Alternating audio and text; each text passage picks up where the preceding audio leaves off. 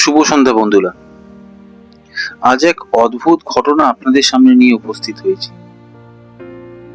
এই ঘটনাটা আমি জাস্ট 4-5 দিন আগে কালী পুজোর রাতে আমার শাশুড়িমার মুখ থেকে হঠাৎই শুনে ফেললাম, এবং তখনই স্থির করি গল্পটা আমার পডকাস্টে উপস্থাপন করব। গল্পটায় একটা টাচি মোমেন্ট আছে। আসলে আমরা যারা পরিবার সহ এই সমাজে বাস করি, মাঝে মাঝে মনে হয় সেটা হয়তো একে অপরের প্রয়োজন মেটানোর তাগিদেই, এছাড়া আর কিছুই না। ইহলোক ত্যাগ করার পর কোনো মানুষের অস্তিত্বকে আমরা সহজেই ভুলে যেতে চাই, কিন্তু যারা অকালেই তাদের প্রিয়জনদের ছেড়ে যেতে বাধ্য হয়, তারা কি আদৌ আমাদের ভুলে থাকতে পারে? এই নিয়ে আজকের গল্পটা শুনুন, আশা করি ভালো লাগবে। আমার নাম সন্ধ্যা বসু রায়চৌধুরী। আমি ছোটবেলায় বিয়ের আগে সন্তোষপুর থাকতাম। সেটা অনেকটা গ্রাম, আধা গ্রাম আধা শহরের মতন।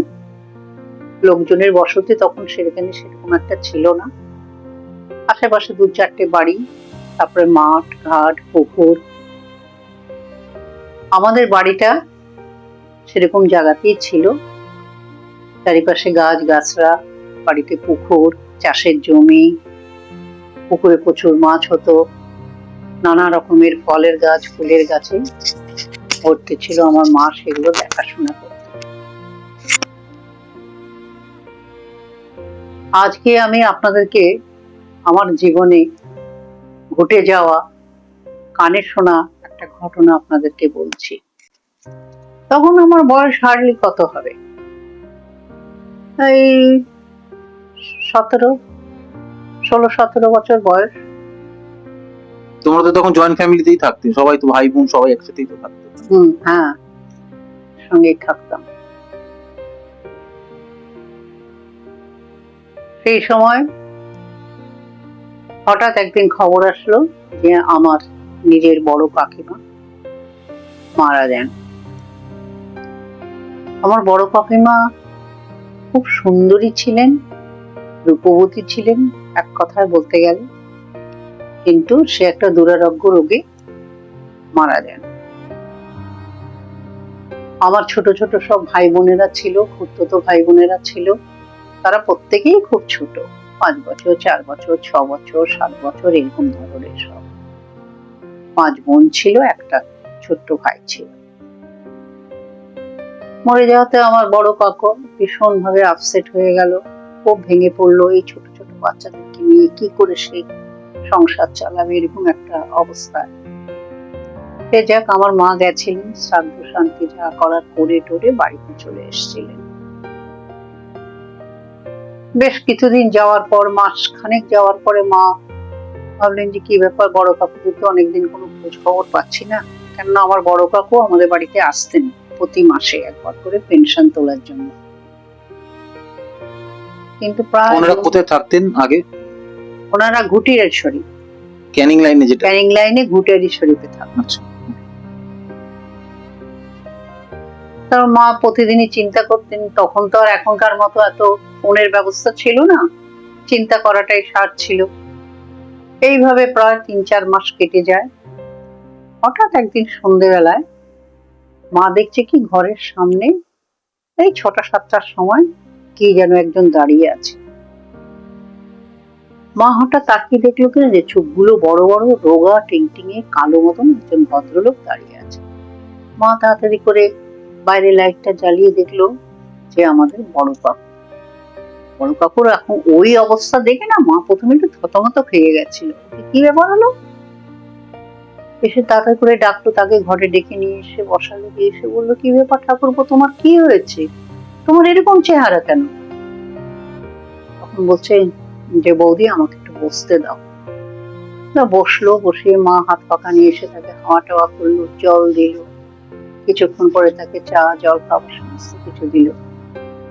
দেওয়ার পরে সে বসলো, বসার পরে সে বলতে লাগলো যে বৌদি আমার খুব শরীরটা খারাপ লাগছে।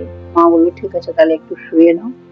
এদিকে মা রান্না বান্না চাপিয়ে রান্না বান্না করে টোরে এসে রাত্রি 9টা 9:30 10টার সময় ঠাকুর পাশে এসে বসলো, যে বলো ঠাকুর কি ব্যাপার, তোমার শরীরের এরকম অবস্থা, তুমি ডাক্তার কবিরাজ দেখাওনি? তখন বললো যে বৌদি আমি ডাক্তার কবিরাজ কি দেখাবো, আমি প্রতিদিন রাত্রেবেলায় তোমার যা মিনতিকে আমি দেখতে পাই, আমি তো বারান্দায় শুই, বারান্দায় খাটে, তুমি তো দেখেই এসছো, আর ছেলে মেয়েরা সবাই ঘরে শোয়, আমি প্রতিদিন দেখি যে চুল খোলা, মুখে হাসি, জানলার শিক ধরে সে এসে দাঁড়িয়ে আছে আমার পাশে। এটা ওনার বাড়িতে? ওনার বাড়িতে উনি এসছেন? ঘটনাটা বলছে আর কি। উনি তোমার বাড়ি মানে রবীন্দ্রনগরে এসছেন, এসে উনি বলছেন যে এই প্রবলেমটা হচ্ছে না, তাই তো? হ্যাঁ।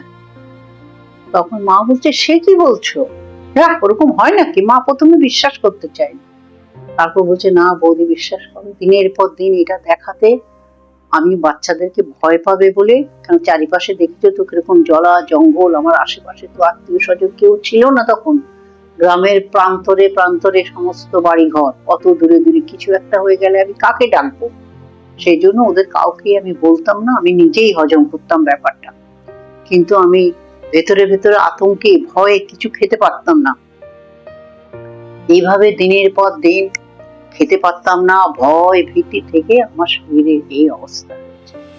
মা বললো এটা তো ঠিক নয়, কেন ওর কি কিছু চাহিদা ছিল তোমার কাছে? মা জিজ্ঞাসা করতে লাগলো যে ওর কি কোনো চাহিদা ছিল, কি তোমাকে মরার আগে কিছু ভুলে গেছিল, কিছু ঘটনা ঘটেছিল? বললো না বিশ্বাস করো কিচ্ছু না, শুধু ছেলেটার জন্য খুব চিন্তা করতো, আমার ছেলেটা আমার সন্তান যে সব থেকে ছোট, তার বয়সটা 4.5, তার জন্য খুব চিন্তা করতো যে আমার যদি কিছু হয়ে যায় ছেলেটাকে কে দেখবে। আমি বললাম তুমি এত চিন্তা করছো কেন, তোমার কিছু হবে না, তুমি সুস্থ হয়ে যাবে। ওনার কটা ছেলে মেয়ে টোটাল ছিল? 6 জন। 6 জন মানে 5 মেয়ে। আচ্ছা, ছেলেটা ছোট? ছেলেটা হচ্ছে সবার টোটাল 6 জন। হ্যাঁ। তখন বললো যে ও এই অবস্থা, বললো যে বিশ্বাস করো আমি খেতে পাচ্ছি না বৌদি। তখন বলছে দেখো এসব জিনিসের হাত থেকে যদি তুমি মুক্তি পেতে চাও, আমার সেরকম চেনা জানা আছে, তাহলে সেই ব্যবস্থাটা করতে পারি, তোমাকে এই হাত থেকে মুক্ত করতে পারি, বলো আমি সেসব কিছু করবো? বলো হ্যাঁ বৌদি তুমি কিছু একটা করো, আমি আর পাচ্ছি না, নিজেকে আর কন্ট্রোল করতে পারছি না, আমার প্রচন্ড ভয় প্রচন্ড ভীতি, এরকম অবস্থা হচ্ছে।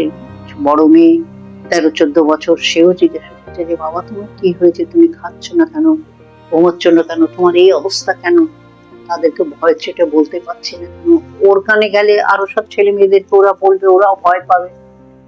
তখন বললো যে ঠিক আছে আমি সামনের সপ্তাহে এসে তোমার বাড়িতে থাকবো। তখন মা বললো যে হ্যাঁ তোমাকে তো থাকতে হবে, তোমাকে ঘটনাগুলো তো আমাকে সব বলতে হবে, আমি যার কাছে যাব তাকে সব ঘটনাগুলো আমাকে বলতে হবে। তখন বললো যে ঠিক আছে, পরের সপ্তাহে কাকু আবার আমাদের বাড়িতে আসে, এসে আমাদের বাড়িতে ছিলেন, মাকে আবার ঘটনাটা পুরো ভাবে বললেন যে এই ব্যাপার, এরকম ভাবে আমি চলছি।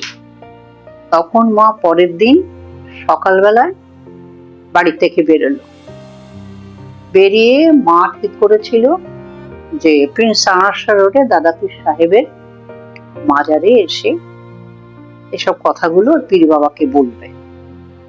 মা শুনেছিল যে উনি এসব করেন, ছাড়াই পাড়াই করেন, ভূতে ধরলে করেন, কোনো আত্মা এসে কাউকে ভর করলে তাকে উনি রেস্কিউ করেন, এসব উনি জানতেন।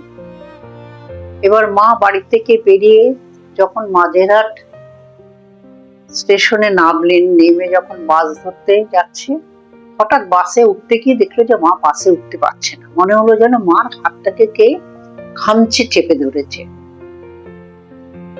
মা তখন বারবার হাতটাকে ছাড়াতে চাইছে, কাউকে দেখতে পাচ্ছে না, অথচ দেখছে যে হাতটাকে কে যেন খিমচে ধরে রেখেছে, মানে বাসে উঠতে দিচ্ছে না। মা অনেক টানাটানি করে করে, আশেপাশে 2-1 লোক বললো কি হলো দিদি আপনি এরকম করছেন কেন? বলে কি জানি আমি উঠতে পারছি না বাসে, মনে হচ্ছে যেন কে আমাকে ঠেলছে। তখন আশেপাশের লোকজন ঠিক আছে আপনার বোধহয় শরীরটা খারাপ, আপনি দাঁড়িয়ে যান, পরের বাসে যাবেন। মা দাঁড়িয়ে গেল, আর কিছুক্ষণ পরে আবার বাস আসলো, তখন মা গুরুদেবের নাম করতে শুরু করলো, ঠাকুরের নাম করতে শুরু করলো, করতে করতে করতে করতে যখন আর একটা বাস আসলো তাড়াতাড়ি করে মা তখনও মাকে সেরকম দেখলো যে একটা কে যেন হাতটা ধরবে ধরবে, এরকম একটা স্পর্শ অনুভূতি মা পেলো। সঙ্গে সঙ্গে মা বাসের ইয়ে ধরে রড ধরে উঠে পড়লো। উঠে পড়ে যথাস্থান সেই প্রিন্স আনারস রোডে গিয়ে নামলো। নেমে সেখানে গিয়ে পীর বাবার কাছে গিয়ে বসলেন। বসার পরে পীর বাবা, উনি তো খুব বিরাট বড় একজন ধার্মিক লোক ছিলেন, উনি মায়ের চোখ। এই ঘটনাটা কত সালের মোটামুটি যখন ঘটেছে? তখন প্রায় 69-70। 69-70 সাল নাগাদ। ঠিক আছে, বলো। তখন আমরাও তো ছোট ছিলাম।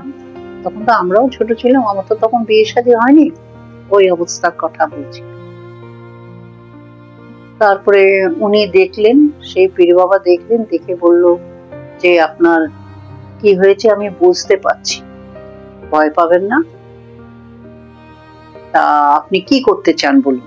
বলছে, মা তখন বলল যে আমার দেওর হয়, সে তো অনেক ছোট ছোট বাচ্চা রেখে তার স্ত্রী মারা যায়, এখন কি করব বলুন, এই বিপদের হাত থেকে বাবা আপনি আমাকে উদ্ধার করুন। তখন বললো যে ঠিক আছে, আমি আপনাকে কতগুলো জিনিস বলবো, সেই অনুযায়ী যদি আপনার সত্যি এই জিনিসটাকে তাড়াতে চান, তাহলে আমি যা বলবো আপনাদেরকে শুনতে হবে। মা বললো হ্যাঁ আমরা তাই করবো, বলে একটু খরচাপাতি হবে। মা বললো ঠিক আছে তাই হবে, আপনি বলুন। তখন বললো যে উনি বললেন যে ঠিক আছে, সামনের মাসে 4-5 জন লোক আমার এখান থেকে যাবে এবং তাদের আনুষঙ্গিক কিছু জিনিসপত্র লাগবে, তার জন্য কিছু টাকা আপনি দিয়ে যাবেন। ওরা সেগুলো কিনে টিনে তারিখ দিন ক্ষণ সমস্ত বলে দিল। বলে দেওয়ার পরে এবং আপনিও সেখানে যাবেন, নাহলে ওরা তো ঠিক সেরকম চিনতে পারবে না। মা বললো যে ঠিক আছে, বলে মা বাড়িতে চলে আসলো। কাকু তখন বাড়িতেই ছিলেন, কাকুকেও বললো। তখন মা বললো ঠিক আছে, তুমি তোমার যদি বাড়িতে কাজ থাকে তুমি চলে যাও, সামনের মাসে এত তারিখে, একটা তারিখ বলে দিল, ওই তারিখে আমরা তোমার ওখানে যাচ্ছি। বললো ঠিক আছে বলে কাকু চলে গেল। তারপরের মাসে আমি ছিলাম মায়ের সঙ্গে, আমি ছিলাম, আমার ছোট ভাই ছিল আর মা, আমরা তিনজনে কাকুর বাড়ির উদ্দেশ্যে বেরিয়ে গেলাম। বেরিয়ে গিয়ে বালিগঞ্জ স্টেশনে দাঁড়িয়ে রয়েছি। হঠাৎ মা বলছে এই আমার চুলটা ধরে কে যেন টানছে। আমরা তো তখন ছোট ছোট ছিলাম, আমরা বলছি কে তোমার চুল ধরে টানছে। বলছে দেখ আমাকে চুল ধরে ট্রেন থেকে কে নামিয়ে নিচ্ছে। তখন আমরা তাকে দেখলাম যে কেউই নেই, ট্রেনটা বেরিয়ে চলে গেল, মা দাঁড়িয়ে রইলো ওখানে। তারপরে আবার যখন একটা ট্রেন এসছে তখন বললো যে চ চ চ এবার উঠে যাই। এবার ট্রেনে আমরা উঠলাম তিনজন। ট্রেনে উঠে গিয়ে, ওটা আমার কাকুর বাড়িটা ছিল ক্যানিং লোকালে করে যেতে হয় ভুটারি শরীফ স্টেশন। ওখানে আমরা নামলাম। নামার সময় দেখলাম পীর বাবার ওখান থেকে যে 4-5 জন লোক যাওয়ার কথা ছিল, তারাও দেখলাম অন্য একটা বগি থেকে নেমেছে। মা দেখে চিনতে পেরেছে। নেমে সেখানে একটা জায়গায় তারা একত্রিত হলো। হঠাৎ করে বলা নেই কওয়া নেই, প্রচন্ড ঝড়, আকাশ কালো করে ঝড়, তেমনি বেশি হাওয়া। তখন কি করব, সেই ওখানে একটা শেডের নিচে, আমরা গাছের নিচে একটা শেড ছিল, সেই শেডে দাঁড়িয়ে ছিলাম। ভিজে গেছি, জামা কাপড় আমাদের ভিজে গেছে, কিন্তু কাকুর বাড়িটা এমন জায়গা, স্টেশন থেকে নেমে অনেকটা হেঁটে যেতে হয়, সরু রাস্তা, চারিদিকে গাছ গাছরা ভর্তি, এদিকে পানা পুকুর রয়েছে, ওদিকে এমনি ছোট ডোবা রয়েছে, এরকম প্রচুর গাছ গাছরা, বন জঙ্গলের মতো, তার মধ্যে দিয়ে সরু একটা পথ, সেখান দিয়ে যেতে হয়। আমরা কিছুতেই এগোতে পারছি না। মা তখন বললো, তখন সঙ্গে যারা ছিল তাদের সঙ্গে দেখলাম লাল শালু ফালু অনেক কিছু ছিল, তারা দেখলাম সব কোমরে এগুলো বেঁধে নিল, আর আমাদেরকে বললো আপনারা একটা করে লাল শালু হাতে রাখুন, আমাদেরকেও দিয়ে দিল। কিন্তু ঝড় থামছে না, ওই ঝড়ের মধ্যে বললো বেরিয়ে আসুন, আমরা ওই ঝড়ের মধ্যে দিয়েই যাব। মানে ওনাদের সাথে তখন ওই গুণিন বা তান্ত্রিক যাকে নিয়ে যাচ্ছে ওনাদের সঙ্গেই ছিল, যাচ্ছে আর কি ওই বাড়িতে, সেই কারণে এগুলো হচ্ছে আর কি, বোঝাই যাচ্ছে যে অবস্ট্রাকশন একটা আসে, বাধা থাকে, বাধা দেয়। মাই বলছিলেন যে দাদা ওরা বোধহয় বাধা দিচ্ছে, যেতে দিতে চাইছে না আমাদেরকে ওখানটায়, বলে হ্যাঁ সে আমরা বুঝতে পেরেছি, কিন্তু ওদের বাধা আমরা মানবো কেন, আমাদের তো বেঁধে দেওয়ার মতন জিনিস আমাদের আছে বলে ওরকম লাল সালু আমাদেরকেও দিল, ওনারাও প্রোটেকশন নিয়ে নিল, নিয়ে আমরা এগোতে লাগলাম। এগোতে এগোতে এগোতে বেশ অন্তত 10-15 মিনিট পরে আমরা ওই বাড়ির কাছে গিয়ে আমার কাকাকে মা ডাকলেন, কাকা বেরিয়ে আসলো, কিন্তু প্রচন্ড বৃষ্টি হচ্ছে, জল জমে গেছে। আমরা গিয়ে ওদের ঘরে উঠলাম, জামা কাপড় সমস্ত ভিজে গেছে, সমস্ত ছাড়লাম, ছেড়ে ঠেড়ে তখন ওনারা বললো যে একটা জায়গা, পরিষ্কার জায়গা করে দিন, ওদিকে তো বৃষ্টি হচ্ছে, ঘরের এক পাশে ওপরে ছাদ ছিল, চারিপাশে কোনো বেড়া টেড়া ছিল না, সেরকম একটা জায়গা পরিষ্কার করে ওখানটায় ওরা বসেছে। বসার পরে বললো যে 4টে বাঁশ জোগাড় করুন। 4টে বাঁশ জোগাড় করেছে। তারপরে ওরা ওদের ক্রিয়াকর্ম সমস্ত কিছু আস্তে আস্তে শুরু করছে। কিন্তু তারপরেও দেখলো যে মেঘের গর্জন, যখন ওরা কাজকর্ম শুরু করে দিল, তখন চারিদিকে মানে এত বাজ পড়তে শুরু করলো, এত হাওয়া, মানে চারিদিকে বাঁশ ফুটতে ওরা পর্যন্ত দিচ্ছে না, লোক উল্টে পড়ে যাচ্ছে। ওদের 5-6 জন যে লোক এসেছিল তারা সব ঝড়ে উল্টে পড়ে যাচ্ছে, এরকম অবস্থা। তখন ওরা বললো যে ঠিক আছে আপনারা এখানে বসে ঠাকুরের নাম করুন, আমরা যা করার করছি, আপনারা বাইরে আর কেউ বেরোবেন না, বাইরে সব ঘরে বসে থাকুন। আমরা ঘরে বসে তখন ঠাকুরের নাম জপ করছি, এদিকে তো বৃষ্টিতে জল জমে হাঁটু সমান জল পেয়ে গেছে। ওদের বাড়ির থেকে একটুখানি দূরে একটা বিশাল পুকুর আছে, সেই পুকুরের চারিপাশটা হচ্ছে ওদের জায়গা। সেই জায়গায় ওরা সমস্ত বাঁশ পুঁততে লাগলো, কিছুতেই বাঁশ পুঁততে পারছে না। বাঁশ যেখানেই পুঁততে যাচ্ছে সেখানেই যেন মেঘের গর্জন, যেন ওরা পড়ে যাচ্ছে, এরকম অবস্থা। তখনও বৃষ্টি চলছে, তখনও বৃষ্টি চলছে এবং ঝড়ও চলছে তখনও, আর হাওয়া দিচ্ছে, হাওয়ার একটা শো শো করে একটা হাওয়ার আওয়াজ হচ্ছে বিশাল জোরে জোরে, প্রচুর গাছগাছরা তো ওখানটায়। তখন ওরা এসব বাঁশ টাস পুঁতে টুতে এসে আবার ওই জায়গাটায়, এখানে ওরা পুজোর সব সামগ্রী এনে রেখেছিল, সেখানে এসে বসলো।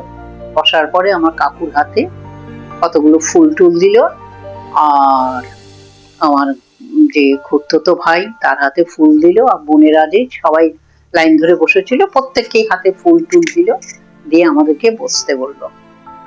বসার পরে যখন ওরা সেই মন্ত্র জপ করতে শুরু করলো, করতে করতে করতে করতে করতে হঠাৎ দেখছি কেমন একটা কান্নার আওয়াজ, মনে হচ্ছে যেন বাড়ির এ প্রান্ত থেকে ও প্রান্তে যেন একটা কান্না ভেসে ভেসে বেড়াচ্ছে, একবার এদিকে আসছে আবার দূরে চলে যাচ্ছে। এটা সবাই শুনতে পেয়েছিল? আমরা সব শুনেছি তো, একটা কান্নার আওয়াজ। তুমিও তো সেখানে উপস্থিত ছিলে? হ্যাঁ, আমরা তখন ছোট ছিলাম, আমরা ছিলাম উপস্থিত ছিলাম, আমি ছিলাম, আমার ছোট ভাই ছিল, আমরা গেছিলাম মায়ের সঙ্গে। তখন কান্নার আওয়াজ, সেই কান্নার আওয়াজ শুনে তো সবাই একটু হতচকিত হয়ে গেল, ভয় পেয়ে গেল, এটা কে কাঁদছে, কে কাঁদছে। ওরা তখন বললো যে আপনারা চুপ করে থাকুন, কোনো আওয়াজ করবেন না, কোনো কথা বলবেন না, এবং আপনাদের হাতে যে ফুল টুল দিয়েছে আর লাল কাপড়টা দিয়েছে সেটা শুধু হাতে রেখে দেবেন, আর কিচ্ছু করবেন না, যত রকমের আওয়াজ হোক না কেন আপনারা চুপ করে বসে থাকবেন, আমরা কোনো কিছু না বলা পর্যন্ত। তখন ওই কান্নার আওয়াজ শুনছি, আমরা তো তখন ছোট, আমাদের তো ভয় শিরশির করছে, গা হাত পা কাঁপছে, ভয়ে কাঁপছে, বাবা আমাদেরকে এসে কোনো কিছুতে ধরবে নাকি, ওরে বাবা কি অবস্থা। বারবার করে মায়ের মুখের দিকে একবার তাকাচ্ছি, কাকার মুখের দিকে তাকাচ্ছি, আবার ঠাকুরমশাইদের মুখের দিকে তাকাচ্ছি, বাবা এটা কি হলো, আমাদেরকে আবার মেরে ফেলবে না তো কিছুতে। এরকম করতে করতে করতে করতে প্রায় 3-4 ঘন্টা যাওয়ার পরে দেখলাম যে ওই কান্নার আওয়াজটা আস্তে আস্তে যেন মিলিয়ে যাচ্ছে, এবং খুব করুণ সুরে সেই কান্নার আওয়াজটা যেন মিলিয়ে যাচ্ছে। আমরাও তখন চুপ করে শুনতে লাগলাম, যে আওয়াজটা যেন খুব ক্ষীণ হয়ে যাচ্ছে আস্তে আস্তে আস্তে আস্তে, ওই হতে হতে হতে আর আওয়াজ আমরা শুনতে পারলাম না। তারপর দেখলাম যে আস্তে আস্তে আস্তে আস্তে বৃষ্টি কমে গেল, ঝড়ের দাপটটা কমে গেল, হাওয়াটা কমে গেল। তখন দেখলাম যে ওখানকার মধ্যে, ওদের মধ্যে যারা, যিনি বড় তিনি উঠলেন, উনি কতগুলো ঘটের থেকে জল নিয়ে আমাদেরকে সব ছিটিয়ে দিলেন, আর ওই যে 5 জন লোক এসেছিল তারা পুরো বাড়ির সারাউন্ডিং চারিপাশে জল নিয়ে, ওখান থেকে ঘটের থেকে ফুল নিয়ে আরো যেসব আনুষঙ্গিক ওরা ওখানে কাজকর্ম করেছিল, যজ্ঞের কাঠ এটা সেটা সমস্ত নিয়ে বাড়ির চারিপাশে ছিটোতে লাগলো। ছিটিয়ে ছিটিয়ে ছিটিয়ে ছিটিয়ে এসে ঘরের মধ্যে যখন বসলো তখন দেখলো চারিদিক নিস্তব্ধ, কোনো জায়গায় কোনো হাওয়া নেই, বাতাস নেই, কোনো কিছু নেই। কাকু স্বাভাবিকভাবে ভালোভাবে কথাবার্তা বলছে, সবকিছু। তোমরা কিছু জানতে পেরেছিলে পরে যে এই ঘটনাগুলো কেন ঘটলো, বা উনি কেন বারবার দেখা দিচ্ছিলেন পার্টিকুলার? হ্যাঁ, সেটা আমাদেরকে পীর বাবা বললেন যে ওনার ছোট ছেলে, প্রথমত ওনার বাচ্চা কাচ্চারা সব ছোট ছিল, তারপরে ছোট যে পেটের যে মানে কোলের ছেলেটা সে হচ্ছে সব থেকে ছোট ছিল, 4.5 বছর। একে তো আমার ছেলে 5টা ছেলে মেয়ে এমনিতেই ছোট, ওর বাবা অফিসে চলে যায়, তাহলে এই বাচ্চাটাকে কে মানুষ করবে, তার জন্য একটা টান ছিল। সেই টানেই সে মৃত্যুর আগেও তার বাবাকেও কিন্তু এসব বলেছিল, আমি যদি মরে যাই বাচ্চাটাকে কে দেখবে কে দেখবে, ওই বাচ্চাটার টানেই সে আসতো তার কাছে। যাক, আমরা বলে দিচ্ছি, আপনাদের এসব কাজ ক্রিয়া কাণ্ড সবকিছু হয়ে টয়ে গেলে, 1 বছর হয়ে গেলে আপনারা গয়ার পিণ্ডি দিয়ে চলে আসবেন, তার আত্মার মুক্তি পাবে, সেও শান্তি পাবে, আপনারা। পরবর্তীকালে সেরকম কিছু প্রবলেম হয় না, তারপর দেখলাম যে বেশ মাস 2-3 মাস পরে যখন কাকু আমাদের বাড়িতে আসলো, না কাকুর স্বাস্থ্য আবার বেশ ফিরেছে, মুখ টুক ভরে গেছে, শরীর স্বাস্থ্য বেশ আগের থেকে অনেক ভালো হয়েছে, চেহারা টেহারা পাল্টে গেছে, খাওয়া দাওয়া করতে পারছে, সেই ভয় ভীতি।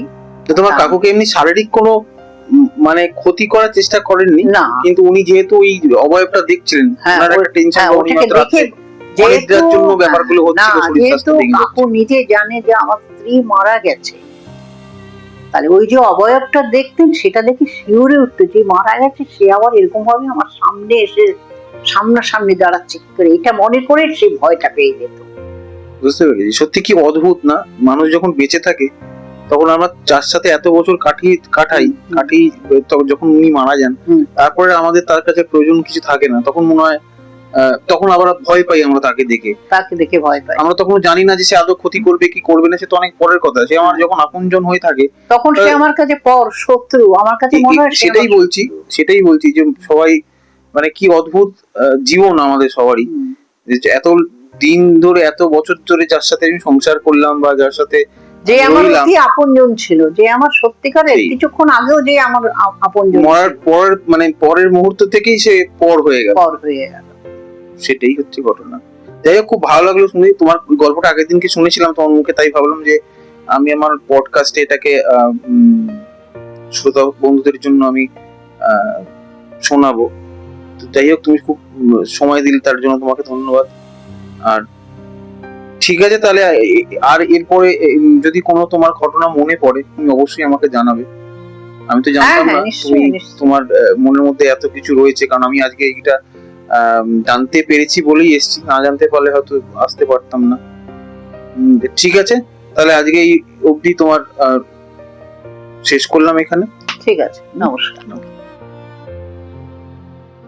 বন্ধুরা, এই ছিল আজকের গল্প।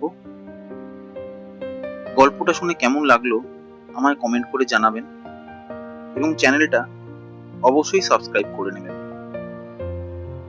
আজ তাহলে বিদায় নিলাম, আবার ফিরে আসবো আগামী রবিবার আবার কোনো নতুন গল্প নিয়ে। শুভরাত্রি।